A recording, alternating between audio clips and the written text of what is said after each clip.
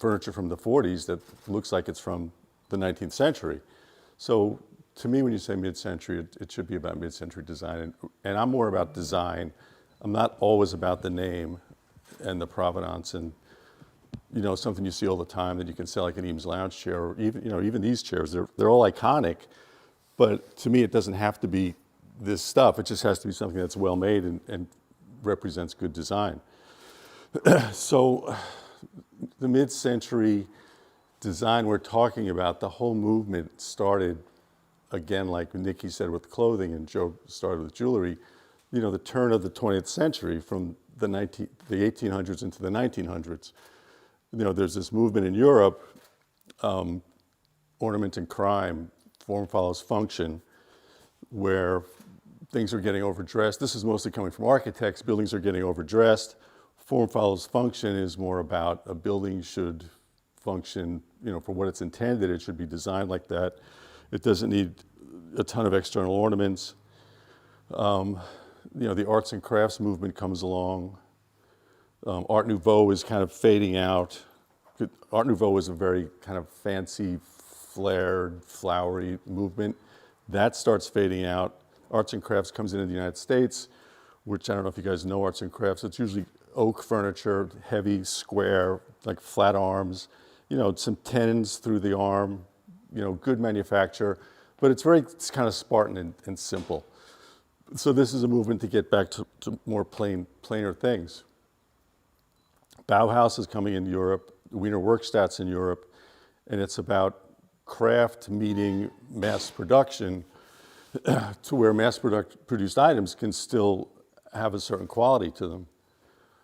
So, you know, Charles Eames is an iconic American designer.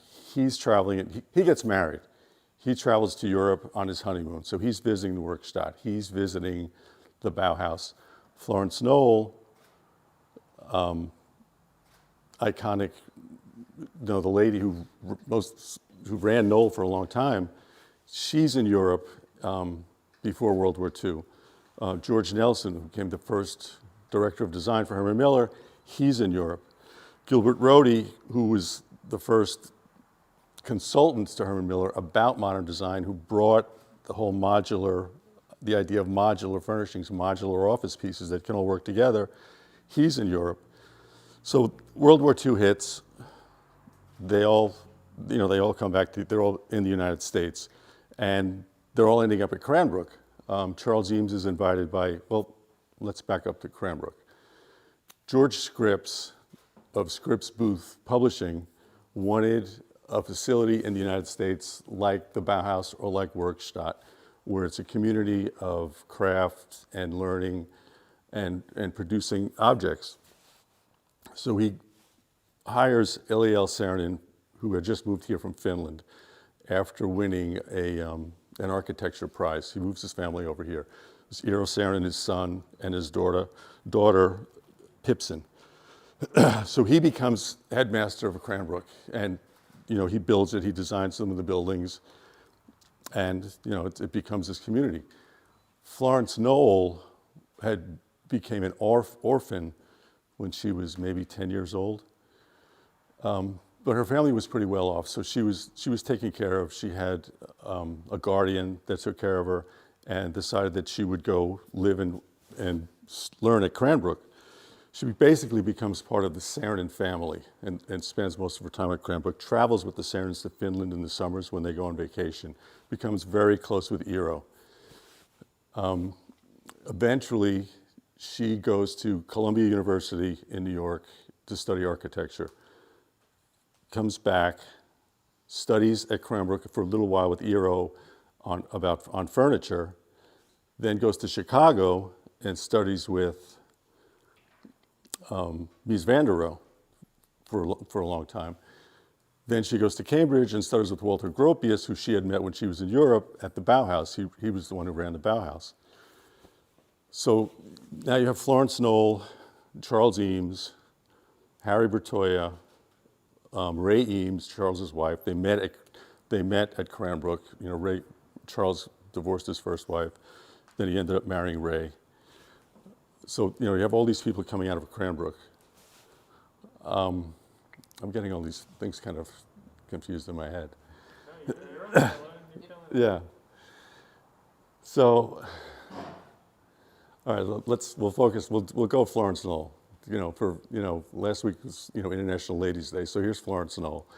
Orphan, goes to Europe, studies with Alvar Aalto, meets Marcel Breuer, meets Van der Rohe, comes over here, knows them all over here, goes to work with them for a while. She meets Hans Knoll, who started the furniture company. His father had a furniture company, Walter Knoll. He produced modern furniture, but more in the machine age style of chrome and leather, the more Art Deco look. So Hans comes over here, starts a furniture company with Jens Rism, who's a Danish designer living in the United States, his first contract designer before Florence Knoll even came on board. Florence Knoll, they meet I think they married in 1946. They met a few years earlier. She was working in New York. They were working on a project together. They hit it off. They get married in 1946. She brings in the Knoll design department because she realizes that people have interior designers for their home, but there's no one who's designing the interior of an office. Usually it would be like an executive or a CEO would bring in his designer, his wife's designer from the house and do maybe his office, maybe someone else's office, but everybody else is just like, file cabinet, desk. They would order the stuff out of a catalog and there it was. Florence Knoll would come in and plan, the space, that it was the best ergonomically functional. So she starts the Knoll planning and design. She starts Knoll Textile. So now they're producing their own textiles and they bring in a lot of famous Danish weavers and American textile designers. She starts that. Hans Knoll dies in 1955. He's in Cuba. He flew his Porsche over. Somehow a truck hits his Porsche. He gets killed. So now she's running the company. She runs the company until 1960. She sells it to Art Metal Company because sometimes you'll see Knoll Furniture will say Knoll Furniture Art Metal. This is 1960 to maybe through the 70s because then it gets sold again. So she sells it in 1960, but she stays on as president, and she stays head of design until 1965. Then she moves to Florida. She marries a businessman. She stays down there, but she always had control over Knoll design. Even after 1965, when she pretty much left the company, she still had say in all of Knoll design. And to this day, Knoll has over 40 designs in the permanent collection of the Museum of Modern Art. So that's Florence Knoll, way accomplished woman designer who just passed away 2 years ago at 101. Yeah. So now Charles Eames, also Cranbrook. He's at Eliel Saarinen, headmaster. Thank you. Headmaster, son of Eero Saarinen. Eero Saarinen's TWA terminal in New York, the St. Louis Arch, that's Eero Saarinen. The GM Tech Center, Eero Saarinen. So Eliel Saarinen invites Charles Eames to come to Cranbrook because Eames was in architecture school in St. Louis. He grew up in St. Louis. He's in architecture school. He kind of gets pushed out because he's following the thoughts of the beliefs of Frank Lloyd Wright, less is more, form follows function. And they kind of kick him out saying, you're too modern. He leaves, opens up his own architectural firm for a while. Eliel Saarinen invites him to Cranbrook. He comes to Cranbrook as a student, ends up being head of industrial design department. He collaborates with Eero Saarinen, Eliel's son, for the Metropolitan Museum of Art's Organic Home Furnishings contest. And this is before World War II, 1940, right at the verge. So they're coming up with a line of they want molded wooden furniture, and they're working on this problem. Because Alvar Aalto had molded furniture, but on just one plane, so it's just flat and molded. They wanted it to be so it could mold this way and mold this way. And they really couldn't get it to where it couldn't be covered. So for the competition, they made molded plywood chairs, but they had to be covered because the woodwork was so bad. So they win 2 places in the competition. And for the competition, Harry Bertoia, who was at Cranbrook, and Ray Kaiser, who will become Ray Eames, they help with the competition. So, they're involved. It's kind of like this small world. So they win two contests for living room furniture in the competition, which is a big deal because living room furniture is, primarily the whole competition. World War II comes along. The furniture is supposed to be produced by Bloomingdale's because it's a sponsor of the contest. But World War II comes along, so the furniture never gets produced. And there are pieces from that competition out there that, like a chair from that competition would be a $20,000, $30,000 chair. And that's not to say you won't find that in a basement somewhere one day and be like, what's this beat up crappy chair with, it's so badly made. But they turn up, they're out there. So Eero Saarinen at that point is like, Charles, you're on your own with this plywood thing. I'm going to go design buildings. So he's working with his father at Saarinen Architects, which was in Bloomfield Hills, I think, the office. And I'm pretty sure he lived in Grosse Pointe. So, World War II comes along. Eames starts working for the government, trying to also develop his molded plywood. So finally now with a government contract, he has enough money that he can develop machines and ways to mold the plywood. And the first thing he did is he made a leg splint it's real thin molded plywood, and I used to have them here, but we sold them. So it would fit, soldiers could take it out in the field and they could put it on your leg and you could put your leg in traction and they would stack so they could have a bunch of them out there. And there was places for a hole so you could twist it and put a leg in traction and get a soldier off the battlefield, which they were a huge success. That contract enabled them to develop the process to do this chair and the plywood chair, which became his iconic chair right after World War II. That was the chair that went into big production. And that chair would be a dining chair in wood, so it's a DCW. This would be a dining chair with metal legs. This would be a DCM, dining chair metal, dining chair wood. So, Eames then continues with the plywood thing, and then he decides, he's going to start working with fiberglass too, a little later on when that comes in. So now Saarinen, who's great friends with Florence Knoll, she's working with Hans. She approaches Eero. She said, I want a chair that feels like I'm sitting in a big bag of pillows. So he develops the womb chair, which it's way on the other side, but there's one here on the other side if you want to see, I can show you. He designs the womb chair, but they have no way of making it. So Florence Knoll, Eero Saarinen, they go to boat builders and they finally, this fiberglass, which was a technology developed for World War II, they decide we'll make the format of fiberglass and then we'll foam it and we'll upholster it. And that chair was designed in 1946, produced in 1948, and constant production ever since. It's one of Knoll's most popular chairs.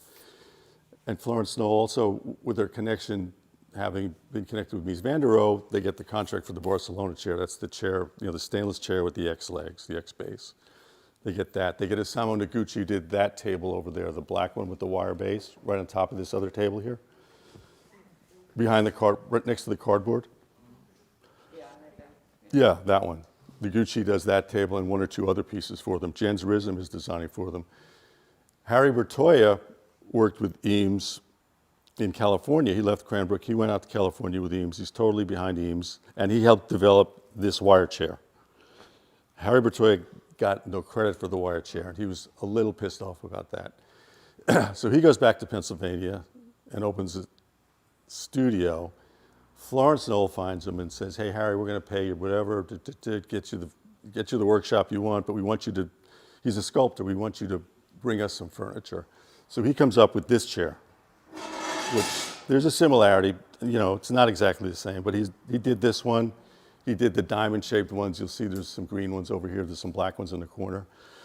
He did a larger diamond, and he did a bird chair, which is like a diamond with a high back. So he did those, 4 versions for Florence Knoll. What else? You're there. Well, we have Eero. We haven't talked about his furniture career. Right. So Eero Saarinen, right? He did the womb chair. He did the grasshopper chair early on, which has these funky legs that come. The leg, the arm kind of cantilevers out, and the chair sits like on an angle. I have one, but it's not refinished. It's all apart right now. But that wasn't a huge success. And then he comes up with the tulip group, saying that the slum of all these legs under a table and the table legs is just a big slum of legs. I don't want them. I want this base. I want a single base on the chair, and I want a single base on the table. So he comes up with the tulip group in, I think, like 1958, also for Knoll. So I have these two here to kind of compare like my thing of quality. So this is the Knoll version. There's no exposed screws on the bottom. There's a bearing inside. And then this is a knockoff version. So this is, it's screwed together here. It's got this cardboard, and it's stamped sheet metal. It's a whole lot cheaper looking. I mean, and you can just see by looking at the two, this is the sexier one and the more streamlined one. So that's the difference between, to me, like, quality and just a knockoff. I mean, people will still buy this, and this will be mid-century modern, but it's not really what I would be chasing and buying. This actually came out of that Vero Shelby house. deal? Yeah, the Vero house. Yeah. You remember? It was in the bathroom. Yeah, but so stuff like that, I'll get it if it comes in like a big pile like that. We'll get it. Yeah. And Well, then that Vero house, like the one over in Southfield. That's where that one came from? Yeah, Okay. yeah. Got it. That's a Yeah. different one. I was just going to say, I thought the cushion was white. I don't remember. All right. Well, my bad. But similar, very similar. yeah, so the knockoff Saarinen stuff is usually made by a company called Burke in Texas, and the value is probably 20% of the real thing. Like a Burke chair is going to be $200. A Saarinen chair is going to be $600, Got it. 30%. So then in mid-century, you also, I mean, I've kind of brushed over a lot of stuff, and you can ask me whatever you want. But in mid-century, you also have this other kind of movement of more fancier, more of a nod to traditional furniture. Like these chairs are Dunbar, Edward Wormley for Dunbar, Bern, Indiana company. They settled there because there was a large population of Swiss people and craftsmen, so their furniture is known for its craft. And you can see that, rosewood back. This chair is an earlier version, and this is another thing, like earlier versions are going to tend to have had more work to them. So this chair is actually laminate stacked wood, where this chair is all solid wood. I mean, same chair, just different years of production. So it's mahogany or walnut, and this is rosewood. Leather seat, button tufted. I mean, everything about a piece of Dunbar is going to be quality, but it's not going to be the hard edge modern that you'll see with Knoll and Herman Miller. And another kind of more elegant, I don't know what the word is, I don't want to say Hollywood Regency, but more elegant modern would be Rob's John Gibbings production for Whitcomb, which is a Grand Rapids, another Michigan company, Grand Rapids company. I don't have any of his stuff here right now. So, I don't know. Yeah, so I have a few questions. Definitely you kind of talked about Bauhaus a little bit. Can you explain to them what that is and why that's important? Bauhaus was what George Scripps wanted Cranbrook to be, and it became. It's a community of craftspeople, students who can come and learn a craft and a career.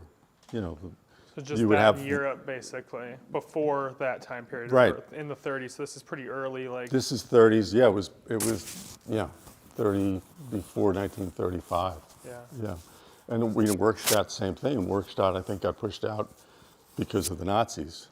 Right. Gropius left Germany from the Bauhaus because of the Nazis. He ended up in Cambridge, Mass. And they tried to do Bauhaus in America, but it didn't really ever take off. Well, you got to think, like, we're talking mid-century furniture and all these ideas. This is brand new.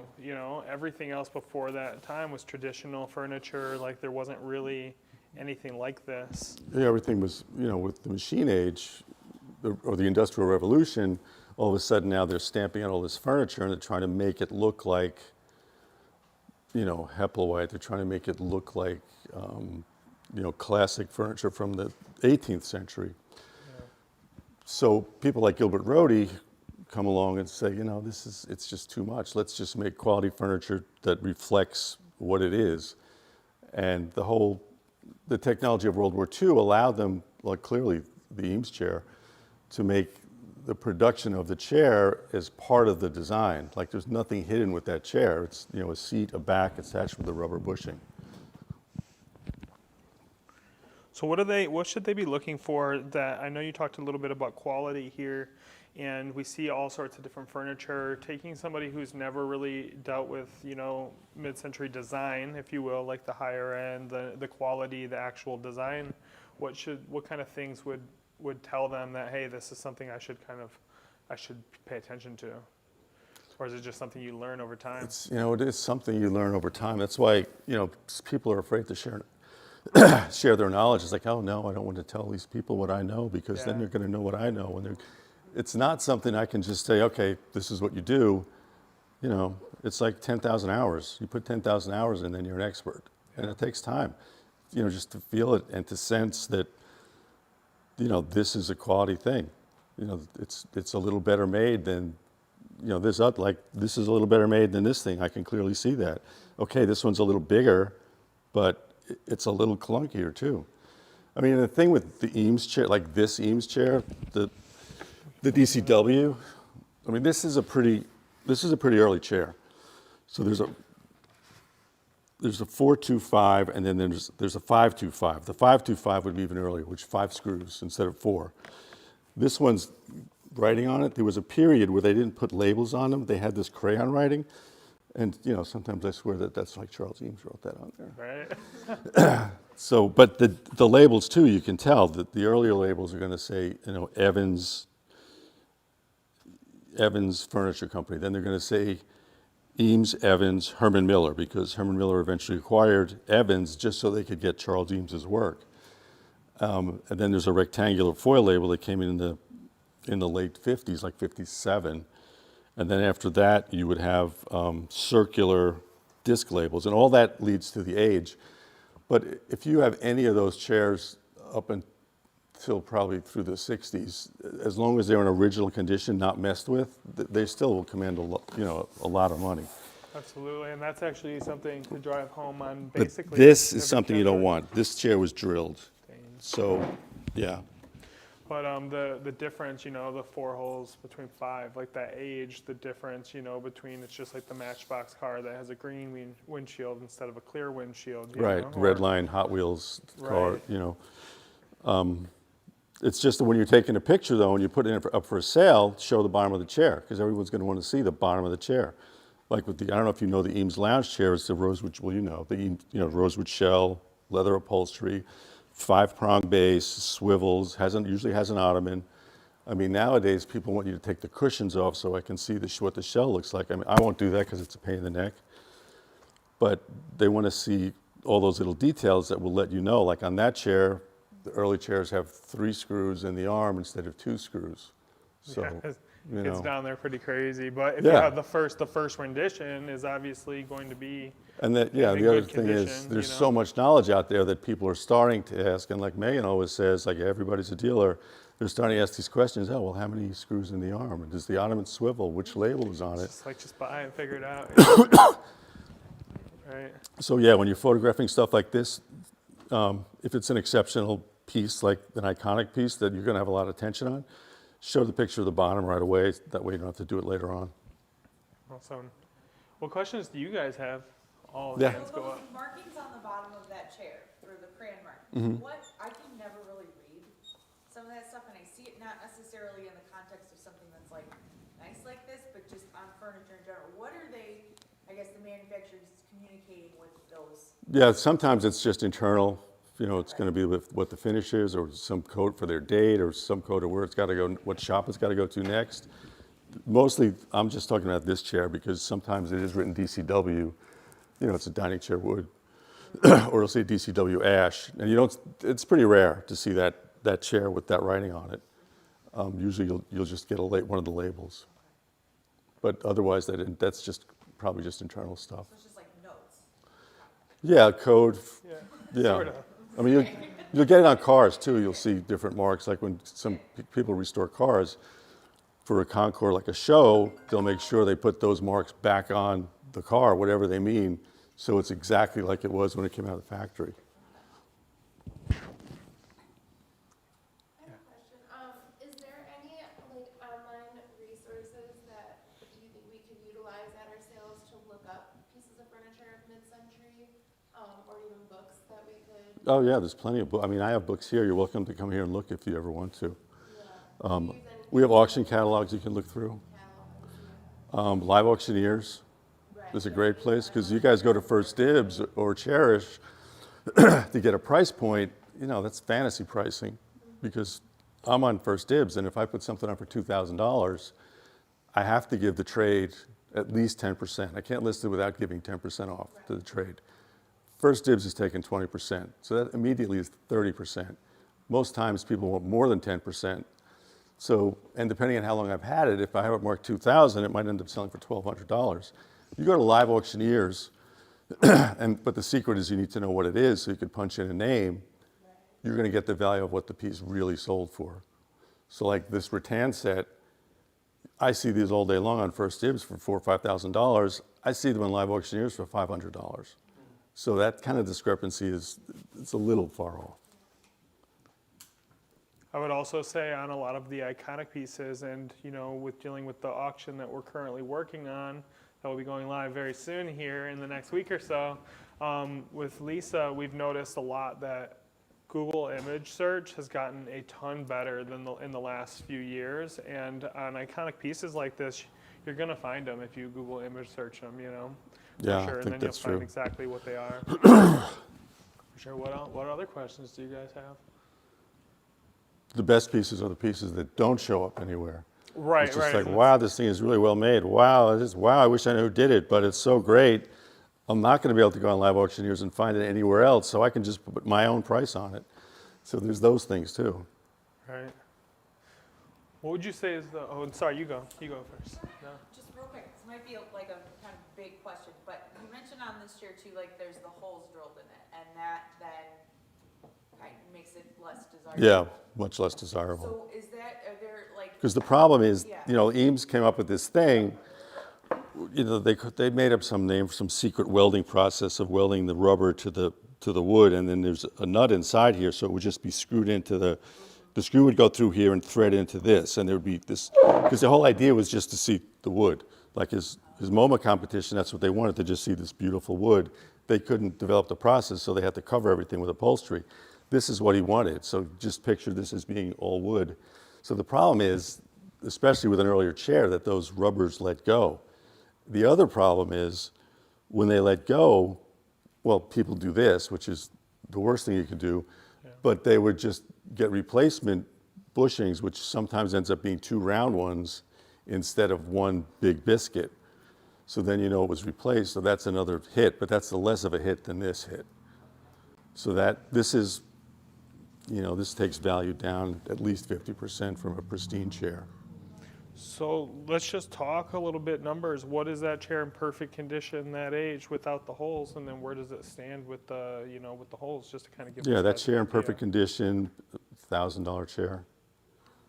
You know, give or take a little bit on whatever day of the week it is. Right. You know, sometimes that chair will go down and nobody wants it. You know, a few years ago, nobody wanted them. And everyone's like, oh no, Eames, nobody wants that stuff. But, you know, it's historically important. So it's whatever it goes to, it's going to always come back. With this hit like this, I mean, there are places that you can send that to and have it re-veneered so it looks the way it should look. But as is, you know, what did I pay for this chair? I think I paid $300 for this chair. Yeah, and there's another version, well, it's on the other side, but there's the lower version.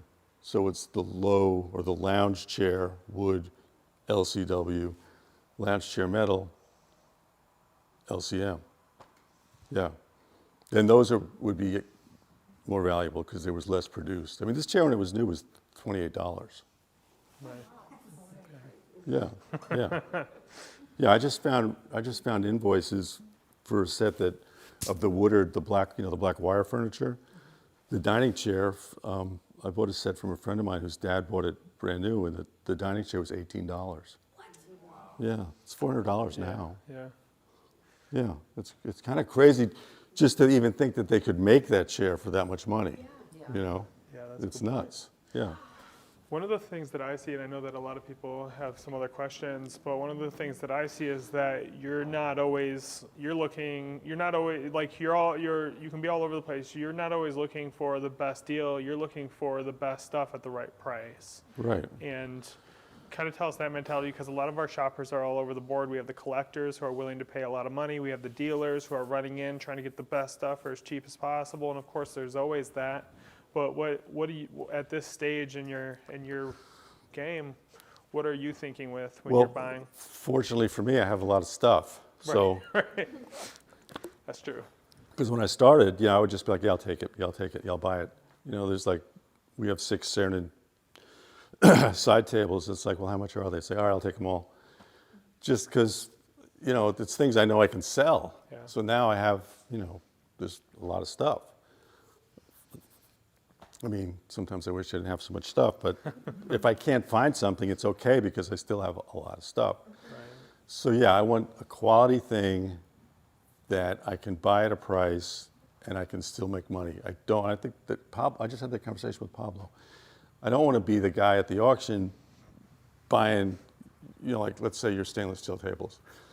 I want those stainless steel tables, but I'm not going to be there bidding like $20,000, $30,000 for them just so I can be the guy that says I got them, Right. and then I wind up selling them. Say I paid $20,000, sell them for $20,500. Right. There's no margin there. You just have to be like, no, I don't.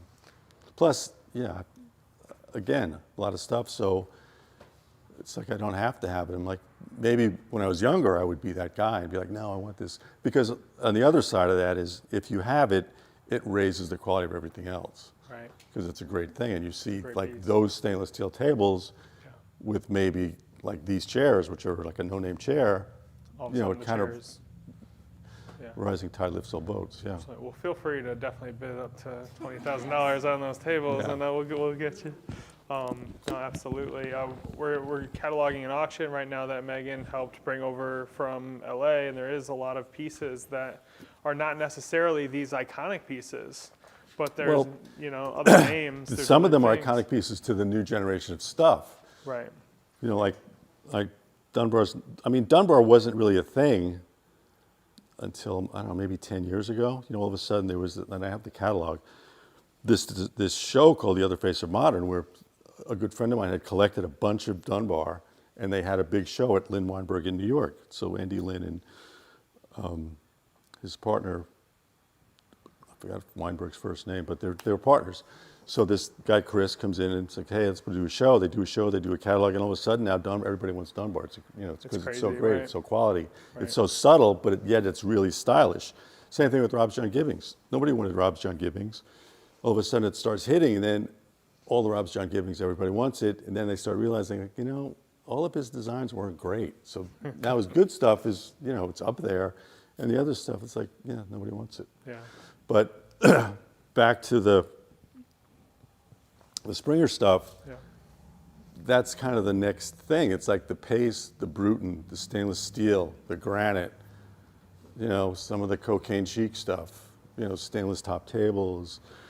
And the Springer is like coming in to be the next thing, because that stuff's bringing money. Yeah. And part of it is, you see it for stupid money because they're trying to push it to be Right. a market. Right. It's not really a market yet, but it's when this is gone, what are you going to? That's what's going to happen. That's what's going to be the next thing, because, like you say, collectors. To me, there's not as many collectors as there used to be. Like, I don't think there's collectors out there who want every George Nelson clock or who want every Eames chair, in every variation.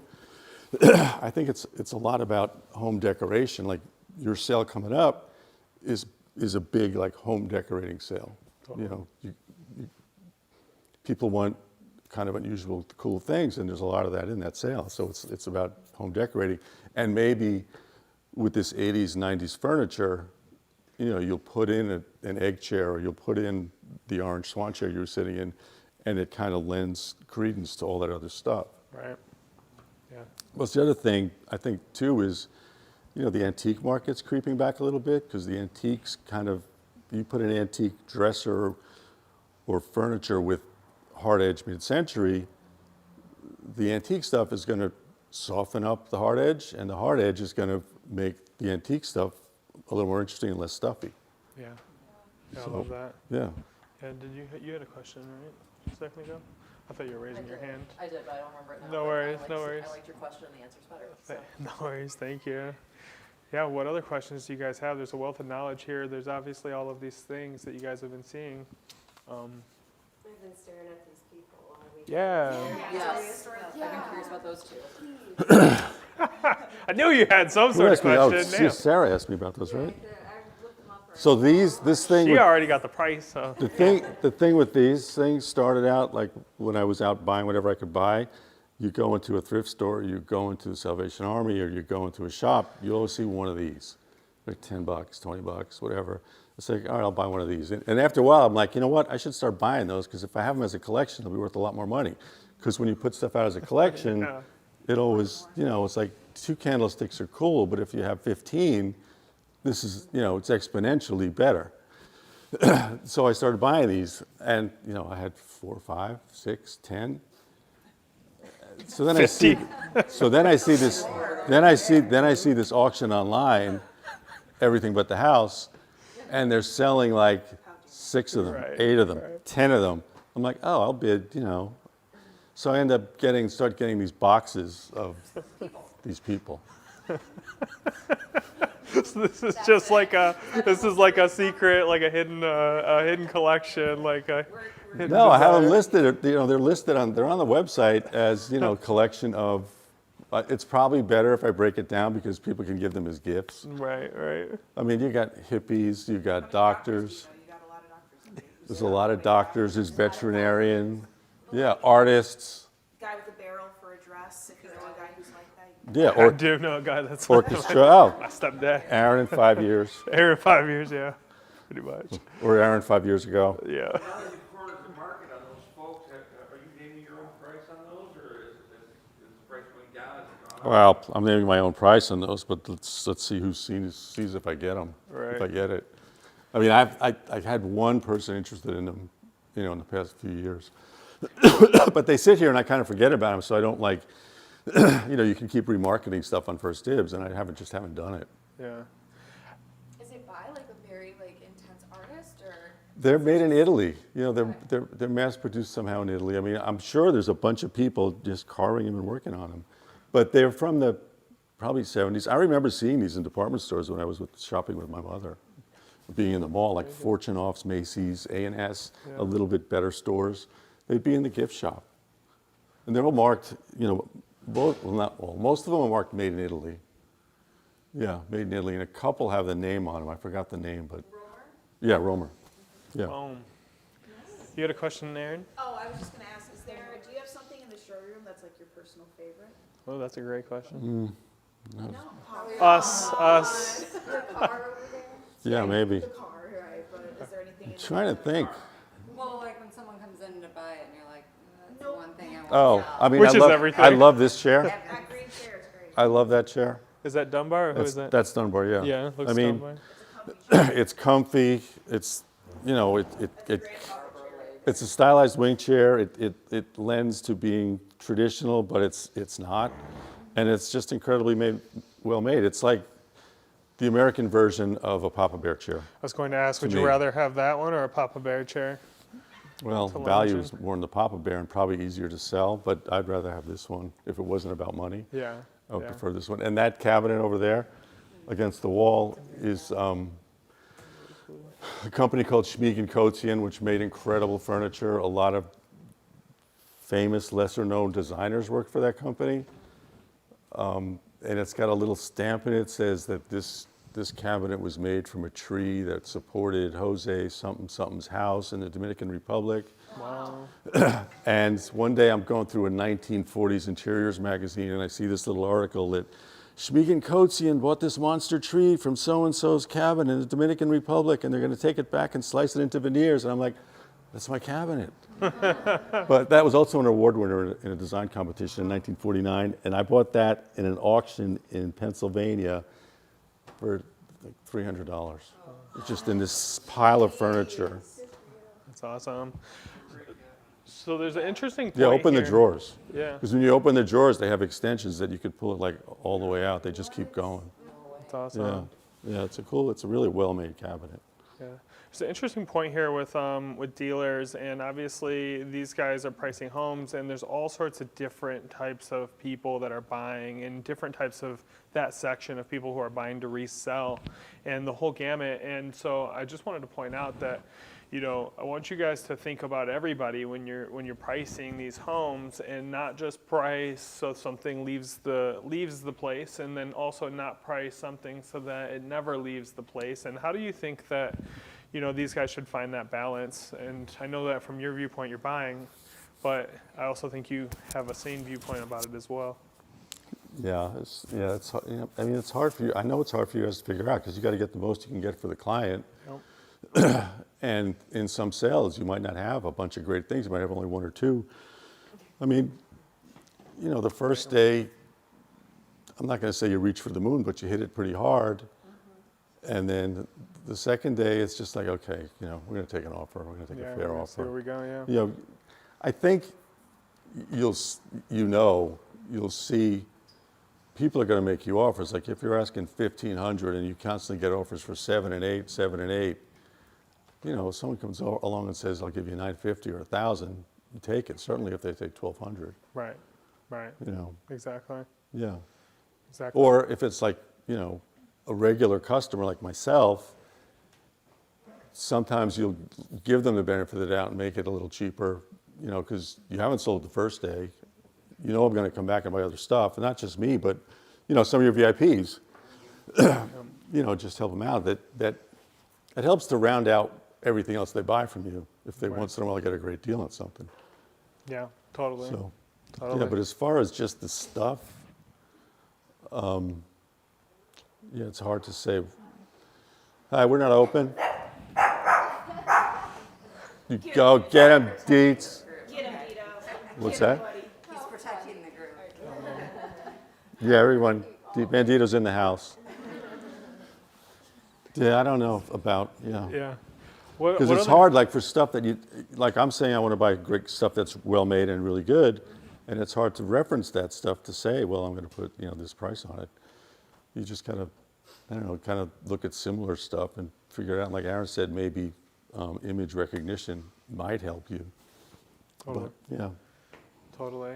Yeah, what else do you guys have? This is Well, you know, the other thing is, Yeah. if you guys get out and shop, go to Oddfellows Antique Market, go to Knightsbridge Antique Market, look at stuff on Live Auctioneers. I mean, there's Dumichel's here, there's Schmidt's in Ypsilanti. Look at their sales, look at their results, see what their, you know, stuff brings. Plus, you might see something and say, oh man, that's in that house we're doing next week. Yeah. But you'll just get a price point for like, an idea of price point for something that's just like a cool chair that has no real provenance. Yeah, totally.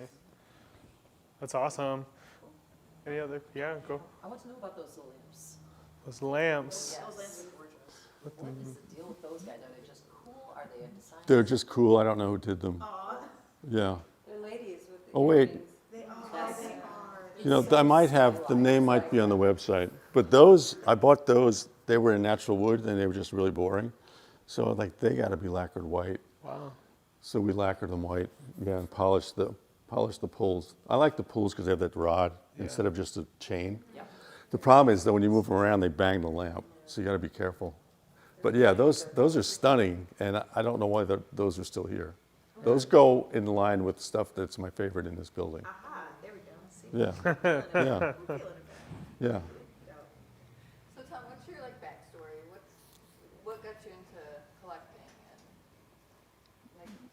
and like I painted cars for a long time, for like, I don't know, like 20 years. So painting cars and fixing cars, to me, it gives you this thing of fit and finish, how the process of finishing works, welding, manufacturing. And I think I had this conversation with you about employees. Yeah. You know, it was hard to keep employees who wanted to come to work every day. They'd come to work 2 days, they wouldn't show up. Then you have to finish the work that they started so they could come Friday and get paid. So then I started going to sales in Pennsylvania. It's not a tag sale, estate sale place, it's an auction place. So either an auctioneer is going to show up at your house and pull everything out the front door and hold it up and sell it, starting at 25 cents. And it could go to $500. It's like $25, $50, $75, $25. And then at $50, it's like 51, 52, 50. Then at 100, it's 105, 110. Finally, it's at 25 and it's at 50. So there's that, or they take it to an auction house and they sell it all in the auction house. In Philadelphia, there's some estate sales, but mostly Pennsylvania is an auction. So I'm going to these auctions and just buying stuff. And then I thought, well, antique markets were just starting to be a big thing then. So I took a space in an antique market, like a 10 by 10 space just to sell all the stuff I was buying. So then eventually I took a 10 by 20 space. Then I took two 10 by 20 spaces. Then they had this antique dealer who was in the front who had 500 square feet. He left, I took his space. Then they had a wing B that was in the back that was 5,000 square feet. I took that space, and then I could do room settings. And I was like one of the first guys who started doing like room settings with modern. Where in Pennsylvania? This was in Allentown. So at some point, I realized that anyone who was coming in to spend any money would call and say, hey, you're going to be there, I'm coming in. So I thought, wow, I could be by appointment, and I don't have to be in this space. So then I took another space somewhere else. And then I moved to Boston and took a warehouse there. I moved everything to Boston. And then I came here. How long have you been here? Oh, I came here and I still had the Boston warehouse. I had a storage unit here. One of the cars was the hot rod was in the storage unit too. Then I had a storage unit on the other side of that. Then I had two different garages. So if I sold something, I would sometimes have to, do this loop of like, where the hell did I put that thing? So then I was like, I'm not moving again until I own the building. So then I started looking for a building that was like 7 years ago, I guess. And it took a while because it was at a point where, I was talking to Aaron about yesterday, where everyone's like, no, buildings, you should offer less. But everything was starting to go up. Detroit was starting to come back. So I would put an offer on a building and say, oh no, it got sold for asking. Oh no, it got sold over asking. Oh no, something else. I'm like, why didn't you, at least tell me that my offer was beat? And and then I found this and I'm like, that's it, I'm just buying this and we're just gonna go from there. So yeah, that was 6 years. It'll be 6 years, I guess, in November that I'm in here, or maybe 7. What would you like to do from this point forward? What are your, we're talking this week about 10X and goals and expansion and things like that. What are you interested in? I'm not looking to expand. Yeah. Yeah, I don't want to disappoint you, but I'm No, that's not disappointing at all. I'm not 10X. No, I'm happy. You've already 10X as storage units like 1,000 times. I just want to keep, being able to sell stuff, pay my bills, have a life. Yeah. I mean, I'd like to get rid of some stuff, but then it gets to be a security blanket because, part of the things with, you guys know First Dibs and Cherish, Etsy, all those sites, is the more stuff you have listed, the better your chance of selling something. So if you have 20 things on, you're not going to sell as much as you have 400 things on it. Exponentially, it's the odds are better that you'll sell something. So, I'll send stuff to auction like I've sent stuff to you at Block. And, sure enough, I've had it for 4 years. Let's say I paid $500 for it. Had it for 4 years trying to get $2,500 for it. Send it to auction, it gets $400. 2 days later, someone says, hey, I want to buy that thing for $1,800. Right. So to me, it's like, all right, you can't keep everything because you got to make room for new stuff, for one. But if you keep it, it's going to sell. Eventually, it's going to sell. Yeah. So that's part of having the big building is like, you can keep things a little longer than a lot of people because, I have friends who are like, how long have you had that thing? I'm like, I don't know, 4 years. Like, what? We sell it after a year. I'm like, because then what, the other thing is I can't always find what I'm selling. I'm selling like this chair. I might not find this chair for a while. Yeah. So, yeah. Which we did sell this chair too. Oh, that's right. Yeah, it's from you. Yeah. Yeah. But yeah. Oh, yeah, that lady, something. Bloomfield Hills. Yeah. Yeah, Yeah, beautiful. but as far as the future, I just want to keep doing what I'm doing. Awesome. Well, we love what you're doing. We really appreciate you letting us take over your space, letting us, pick your brain. It's we love, No, it was a good weekend. It letting worked us out well. sell you things every week. We appreciate that as well. Yeah, just get more stuff. That's it. That's what I'm Got the doing. space. That's what she's gonna say. That's next what I'm time. doing going forward. Is going to Aaron Estate Sales and buying more stuff. Yeah, 10x. 10x. Let's get it. That's awesome. Thank you so much. Anything else you guys want to add, or anything else you'd like to say? But yeah, if you guys do want to look at books sometime, you can just call or come over. I'm here a lot. Megan's here. You could sit here and go through books or look, or show me a picture, and maybe I can tell you what book it'll be in, or just look through auction catalogs. Because now it's Live Auctioneer, so I do that, or even go on First Dibs and just look at the new furniture listings. I bought a desk from. Was it my desk? I think I had a desk. Oh, I had a desk. It was this kind of organic form top. I sold it to somebody in Royal Oak. He was moving. He sold it to Virtu, to Roger and Rob. Or he consigned it maybe. They couldn't sell it. They put it in their storage. And at that time, we shared storage. So I'm looking on First Dibs one day at new furniture listings, and I'm like, oh shit, there's that desk. And it was some New York architect, obscure furniture designer. I forgot his name. I have his book here somewhere. So I'm like, hey, is that guy's desk? Do you guys still have that? I think I have a client for that. How much is that? It was like $600. So then I call Rago, and I'll say, hey, you guys want this? I think his name was Richard something.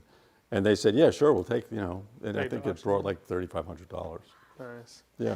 It's super But I important. think the fact is I saw it on First Dibs. I'm like, oh, there's that desk. Yeah. The First Dibs, the books are crucial. You'll hear me say this, and it's not just about antiques, but all of the secrets of the universe are kept in a book somewhere. And so reading, but with the books, for reference books, what I've always done ever since the very beginning, my first book was a purse book, an antique purse book, because I found these antique purses in this garage. And going through those books, and you don't necessarily have to learn every name. You don't have to know that is a DCW, and that's a DCM, and all those things.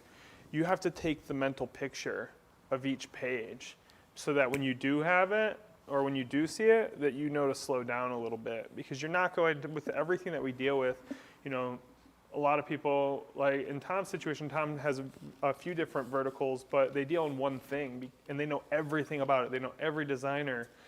I want you guys to become generalist, but know what's good. Know what's good enough to say, hold up, I want to look at that. I need to, and what you want to do is books. It's a little bit faster. When you're scrolling, you just keep scrolling. Right. You The other don't thing really is, get it. when you're looking at a book or an auction catalog, you're improving your eye to know better design and good design. You're seeing things that are great, and you won't even know it, but you'll take that out into a house and you'll see something and be like, oh, that's a cool thing. Not that I saw it in a book or anything, it's just that you'll develop your eye a little better just by looking at good stuff. Yeah. That's awesome. Everybody give Tom Gibbs a round of applause. Thank you so much. Really Thank appreciate you. that. Awesome. Well done. So what we're going to do next is I'm going to let you all go. Yeah, let's get a little And nervous I'm and going tied to up, send but out the link to anybody it who wants loosens it up to a little. finish their Sunday with it. I would like to clean up a little bit and make sure we have anything food put away. I would like to bring in the piece of furniture from there at least, so that it's not you and Pablo doing that in the morning. So if you guys want to go grab all the furniture that was in there, we'll bring it back in here. And we'll just clean up a little bit, just making sure that we're good to go.